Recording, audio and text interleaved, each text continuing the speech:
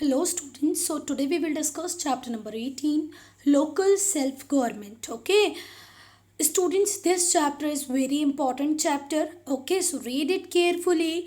Whatever I am explaining, listen it very carefully. Why so? Because in your further classes, 5th, 6th, 7th, 8th, 9th, 10th, various terms are there in this chapter which is carried forward by you in your further classes. Okay, बहुत सारी terms ऐसी हैं जो आज आप यहाँ सीखेंगे, आप आपकी फर्दर क्लासेस में उन्हीं को यूज़ करने वाले हैं. ठीक है, तो make your base very strong. Okay, India is a democracy. If someone tell you India is a democracy, so what you are going to understand? What is democracy? The first thing, what is democracy? Democracy क्या होता है बेटा? तो democracy is a form of government. Democracy एक ऐसा form है government का जहाँ पर जो गवर्नमेंट होती है उसको इलेक्ट करने वाली होते हैं general public. Okay, democracy is a form of government where people general public is going to elect their government. Okay, मतलब गवर्नमेंट का बनना किसके ऊपर डिपेंड करता है? पब्लिक के ऊपर डिपेंड करता है. ओके, एक दूसरी डेफिनेशन जो आपकी बुक में है वो पढ़ते हैं. Democracy is a form of government that is of the people, by the people, for the people. लोगों के लिए, लोगों के द्वारा चुनी हुई गवर्नमेंट. ओके, वो क्या होती है? डेमोक्रेसी. ओके, मतलब एक ऐसा सिस्टम जहाँ पर लोग अपने लीडर्स को, अपने रिप्रेजेंटेटिव्स को खुद चुनते हैं और वही लोग फ्यूचर में उनके लिए कंट्री को गवर्न करते हैं, रन करते हैं.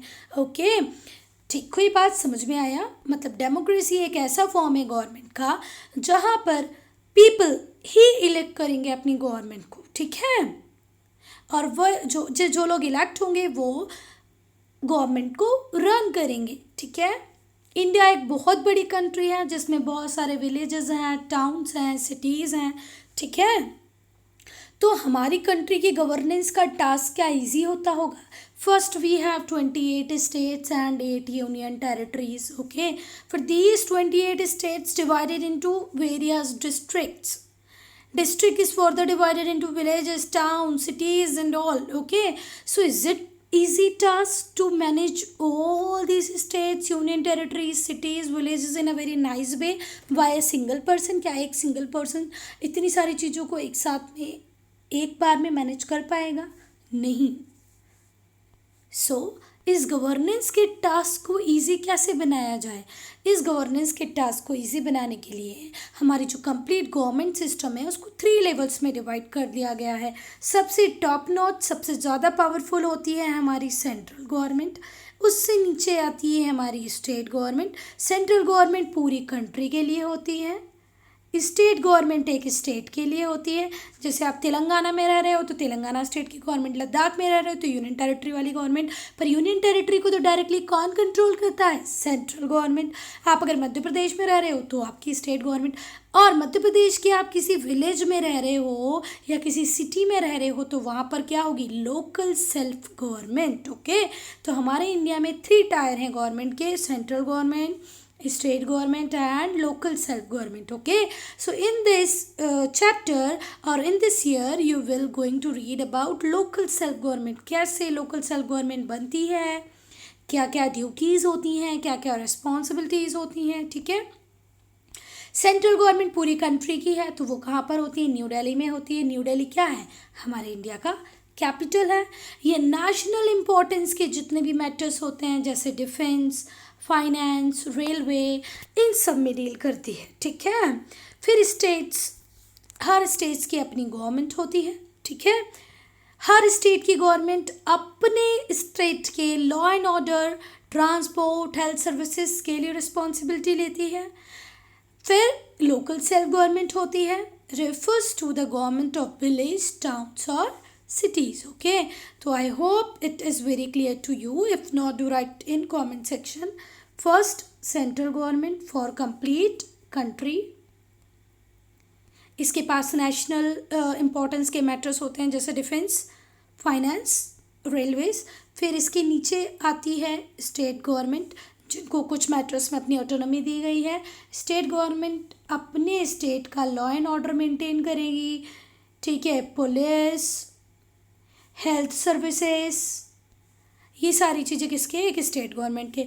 स्टेट गवर्नमेंट के भी नीचे आती है local self government. Local self government का काम क्या है, एक सिटी को प्रॉपरली मैनेज करना, एक विलेज को प्रॉपरली मैनेज करना, एक टाउन को प्रॉपर मैनेज करना, स्ट्रीट लाइट्स है कि नहीं, पानी प्रॉपर आ रहा है कि नहीं, ये सब कौन देखेगा, लोकल सेल्फ गवर्नमेंट। यस, तो लोकल सेल्फ गवर्नमेंट क्या होती है। इंडिया एक बहुत बड़ी कंट्री है बेटा, हमारा एक स्टेट के बराबर बहुत सारी फॉरेन कंट्री है। जैसे आप बेल्जियम की बात करो, नेदरलैंड्स की बात करो, डेनमार्क की बात करो, ये ऐसी कंट्री हैं जिनका एरिया हमारे एक स्टेट से भी छोटा है, ठीक है। तो इंडिया इतनी बड़ी कंट्री है, तो क्या ये पॉसिबल है कि सेंट्रल गवर्नमेंट हर स्टेट के, हर सिटी को, हर डिस्ट्रिक्ट को मैनेज कर ले, हर विलेज को मैनेज कर ले? बिल्कुल पॉसिबल नहीं है, ठीक है। तो हर विलेज की, हर टाउन की, हर सिटी के नीड को ध्यान में रखते हुए हमने एक नया सिस्टम बनाया है, हमने एक थर्ड टियर इंट्रोड्यूस किया है। 2 tiers you can have in every country, हर कंट्री में 2 टियर सिस्टम आपको मिलेगा, सेंटर स्टेट। पर इंडिया बहुत बड़ी कंट्री है, बहुत सारी रीजनल डाइवर्सिटीज़ भी हैं, लैंग्वेजेस भी वेरी करती हैं। तो हमने इन सबको प्रॉपरली मैनेज करने के लिए क्या किया, एक थर्ड टियर इंट्रोड्यूस किया है जिसका नाम है लोकल सेल्फ गवर्नमेंट, ठीक है। लोकल सेल्फ गवर्नमेंट कौन बनाता है बेटा, एक टाउन के, विलेज के, सिटी के लोग। It deals with the local problems, ये लोकल प्रॉब्लम से डील करती है, जैसे कि basic needs of the people. It is also called self-government because people themselves participate in the government. People खुद participate करते हैं अपनी लीडर्स को इलेक्ट करने में, ठीक है, अपने लोकल एरिया से। लोकल एरियाज़ का जो नोन पर्सन होगा, जो अच्छा होगा, उसको हम लोग इलेक्ट कर देते हैं, काहे के लिए, हमारी सिटी की गवर्नेंस के लिए।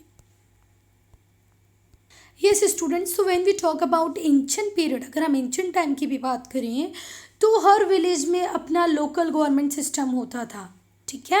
आप लोगों ने हर गांव में देखोगे एक मुखिया होता था। आप जितने भी पुराने सीरियल्स वगैरह देखोगे, आप लोगों ने मुखिया देखा होगा, गांव का मुखिया होता है, सरपंच होते हैं जो डिसीजन लेते हैं। तो it's not a new system for India, ये बहुत टाइम पहले से हमारे इंडिया में, एंशिएंट पीरियड से हमारे इंडिया में चला आया है। हर विलेज का एक हेडमैन होता है, either appointed by the king, okay, और क्वीन, और चूजन बाय द पीपल। हो सकता है किंग क्वीन ने उसको अपॉइंट किया हो या लोगों ने उसको इलेक्ट किया हो। वो विलेज की सारी रिस्पॉन्सिबिलिटी लेता है, वो विलेज में लोगों के वेलफेयर के लिए काम करता है, लोगों की भलाई के लिए काम करता है। किसी व्यक्ति को, किसी पर्सन को अगर कोई प्रॉब्लम आती है तो उसको शॉर्ट आउट करता है, ठीक है। और कई बार इसको विलेज पीपल भी हेल्प करते हैं इसकी ड्यूटीज़ को परफॉर्म करने के लिए। एक पर्सन के तो कुछ भी करने में एबल नहीं होता है जब तक उसको उस पर्टिकुलर एरिया के लोग सपोर्ट ना करें, ठीक है। ये सिस्टम बहुत ही अच्छी तरीके से काम कर रहा था। जैसे इंडिया इंडिपेंडेंट हुआ, हमारे लीडर्स ने डिसाइड किया कि वो इसी सिस्टम को फॉलो करेंगे, बट कुछ चेंजेस के साथ। तो हमारे इंडिया में, yes, so in India each village has a village और ग्राम पंचायत। इंडिया में हर विलेज में ग्राम पंचायत, विलेज पंचायत है जो लोकल पीपल की, विलेज पीपल की नीड्स को ध्यान में रखती है। तो विलेज पंचायत किसको ज़्यादा कंसर्न करती है बेटा, तो वो जितने भी विलेज के पीपल होते हैं जिन्होंने उनको इलेक्ट किया है, जो उस विलेज में रिसाइड कर रहे हैं, उनकी बेसिक नीड्स को ध्यान में रखती है, ठीक है। Gram panchayat are elected by all villagers above 18 year. जो भी पर्सन विलेज में 18 ईयर का अबव होता है वो ग्राम पंचायत, विलेज पंचायत के इलेक्शन में पार्टिसिपेट कर सकता है। The word panchayat means council of 5। Panchayat का मतलब क्या होता है, council of 5। What is the meaning of panchayat, council of 5। The panchayat elect अ सरपंच, पंचायत अपना सरपंच इलेक्ट करती है, ठीक है। और a head works for the welfare of the village. Panchayat का मतलब होता है काउंसिल ऑफ 5। पंचायत से एक व्यक्ति को इलेक्ट किया जाता है जो उसको हम बोलते हैं सरपंच, जो विलेज में वेलफेयर का काम करता है। Panchayat is elected for 5 year. Panchayat का इलेक्शन भी कितने ईयर्स के लिए होता है बेटा, 5 ईयर के लिए होता है। पंचायत के इलेक्शन में हम 1/3 सीट्स को रिजर्व करते हैं, किसके लिए, वुमेन के लिए। जितनी भी सीट होंगी उसकी 1/3 सीट्स को किसके लिए रिजर्व किया है, वुमेन के लिए। Many villages have women as a sarpanch. आज हमारे इंडिया में बहुत सारे ऐसे विलेज हैं जहाँ पर वुमेन सरपंच हैं, ठीक है। Village panchayat do many things for the villages. Village panchayat बहुत सारे काम करती हैं विलेजेस के लिए, ठीक है। The member of village panchayat meet from time to time to discuss their problem of the village and try to solve them. बहुत सारी मीटिंग्स होती है विलेज पंचायत की, और वो मीटिंग्स क्यों होती है? अगर उनकी कोई प्रॉब्लम होती है तो उस प्रॉब्लम को डिस्कस करने के लिए, उन प्रॉब्लम का सोल्यूशन निकालने के लिए। ठीक है। अब पंचायत किस किस काम के लिए रिस्पॉन्सिबल होती है? तो पूरे विलेज की क्लीनिनेस, साफ सफाई हो विलेज में, वेल कहाँ डिग किए जाने हैं, ड्रिंकिंग वाटर कैसे प्रोवाइड करना है सारे विलेजर्स को, रोड्स बनानी है, स्कूल रन प्रॉपर हो रहे हैं कि नहीं हो रहे हैं, अब मेडिकल सेंटर है कि नहीं है तो क्या उसमें प्रॉपर अरेंजमेंट है, हेल्थ सेंटर को लेके आना, मेडिकल्स को लेके आना, ये सब किसकी रिस्पॉन्सिबिलिटी होती है? पंचायत की।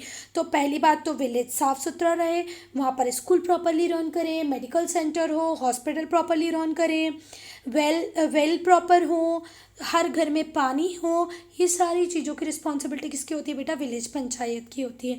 अच्छा, एक काम और करती है विलेज पंचायत। विलेज पंचायत छोटे मोटे जो डिस्प्यूट्स होते हैं पीपल्स के, फैमिलीज को के, उनको भी सॉल्व करती है। ठीक है। Yes, Chhavi Rajawat first women sarpanch with MBA degree. Chhavi Rajawat बेटा पहली वुमेन सरपंच है जिसके पास MBA डिग्री है, सोडा विलेज से है, जो कहाँ पर आता है? Tonk district of Rajasthan. राजस्थान के टोंक में एक विलेज है जिसका नाम है सोडा विलेज, वहाँ की सरपंच बनी कौन? छवि राजावत, जिनके पास MBA की डिग्री थी और उन्होंने बहुत प्रॉपरली मैनेज किया हर चीज़ को। ठीक है। स्कूल्स को प्रॉपरली रन करना भी सरपंच के एरिया में आएगा, विलेज पंचायत के एरिया में आएगा। ठीक है। सो विलेज का तो हुआ, अब हम बात करेंगे टाउन्स की और सिटीज़ की। अगर हम टाउन्स की बात करें तो हाँ, टाउन की भी अपनी लोकल गवर्नमेंट बॉडीज़ होती हैं। ठीक है। अगर आपका सिटी छोटा है तो आपकी सिटी में क्या होगी? Municipal corporation. अगर आपकी सिटी बहुत बड़ी है तो वहाँ पर क्या होगी? म्युनिसिपैलिटीज़। ठीक है। सॉरी, अगर आपकी सिटी छोटी है तो आपको मिलेगी म्युनिसिपैलिटीज़, और आपकी सिटी बड़ी है तो आपको मिलेगा म्युनिसिपल कॉरपोरेशन। ओके।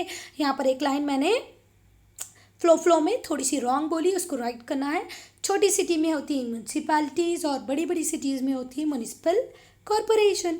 जैसे दिल्ली, कोलकाता, ये मेट्रो सिटीज़ हैं, बड़ी सिटीज़ हैं, बिग सिटीज़ हैं। यहाँ पर क्या मिलेगा आपको? Municipal corporation.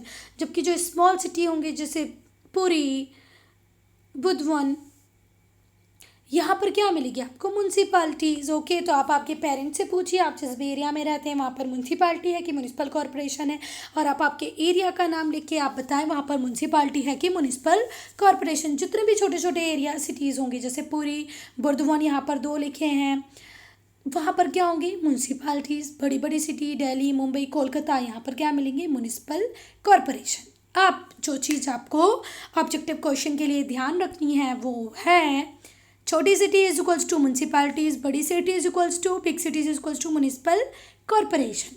अब जो मेयर होता है बेटा वो होता है म्यूनिसिपल कॉरपोरेशन का हेड।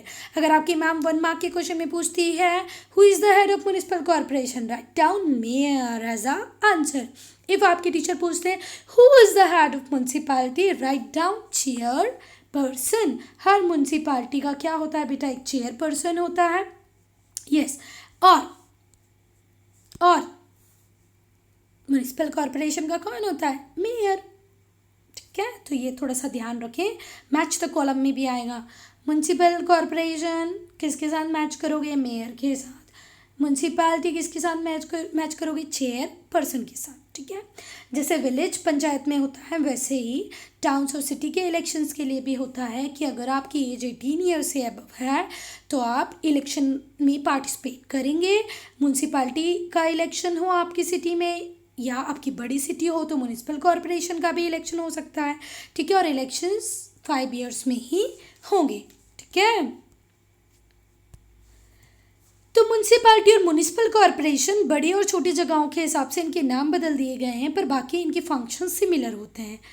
टाउन्स को, सिटीज़ को क्या करना बेटा? क्लीन रखना, गार्बेज क्लियर करना, वेस्ट को प्रॉपरली डिस्पोज करना, रोड्स बनाना, रोड्स को रिपेयर करना, स्ट्रीट लाइट को प्रॉपरली अरेंज करना, देखो क्योंकि आज बहुत सारे प्रॉब्लम्स हैं जो स्ट्रीट लाइट्स की वजह से, अगर स्ट्रीट लाइट प्रॉपर नहीं होंगी तो प्रॉब्लम्स होंगी। तो प्रॉपर स्ट्रीट लाइट भी मेंटेन करना किसका काम है? म्यूनसिपाल्टी और म्यूनिसिपल कॉरपोरेशन को। Clean drinking water, safe drinking water भी कौन प्रोवाइड कराएगा आपको? म्यूनसिपाल्टीज़। बर्थ और डेथ का रिकॉर्ड भी कौन रखती हैं बेटा? म्यूनसिपाल्टी और म्यूनिसिपल कॉरपोरेशन। इलेक्ट्रिसिटी भी वही प्रोवाइड कराती हैं। हेल्थ सेंटर को भी प्रॉपरली मेंटेन करना, इस गवर्नमेंट स्कूल्स के प्रॉपर मैनेजमेंट को देखना, पब्लिक ट्रांसपोर्ट को रन करना, पब्लिक पार्क बनाना, ये सारे काम किसके होते हैं? म्यूनसिपाल्टी और म्यूनिसिपल कॉरपोरेशन। एक बार मेरे साथ रिपीट करो। देखो, आपकी सिटी में जो पार्क होगा उसमें आप तो क्लीनिंग करने जाते नहीं हैं, वो कौन क्लीनिंग करवाता है? हमारी म्यूनसिपाल्टी या म्यूनसिपल कॉरपोरेशन। हमारे घर में जो टैप में पानी आता है प्रॉपर टाइम टू टाइम, उसको क्या हमने लगवाया है? वो भी कौन रन कराता है? म्यूनसिपाल्टी या म्यूनसिपल कॉरपोरेशन। ठीक है, इलेक्ट्रिसिटी कौन प्रोवाइड करता है? म्यूनसिपाल्टी। स्ट्रीट लाइट की देख रेख कौन करता है? म्यूनसिपाल्टी। रोड क्या हम बनाते हैं? बिल्कुल नहीं, रोड बनाता कौन है? म्यूनसिपाल्टी या municipal corporation. Okay, I hope you are getting the points or the functions. If not, read this paragraph 2 times, okay, so that you can understand the functions of municipality or municipal corporation. Yes students, तो यहाँ picture के through दिखाया गया है कि कैसे garbage collect करती है हमारी म्यूनसिपाल्टी, कैसे रोड्स को प्रॉपरली मैनेज करके रखती है, कहाँ पर गड्ढे हैं कैसे उनको फिल करना है, कहाँ की रोड बहुत ख़राब हो रही है वहाँ पर न्यू रोड बनानी है, पार्क्स को मैनेज करना। These all are the work of municipal corporation और municipality. Thus, we see all these local self-government bodies, panchayat, municipalities and municipal corporation help us to lead comfortable life.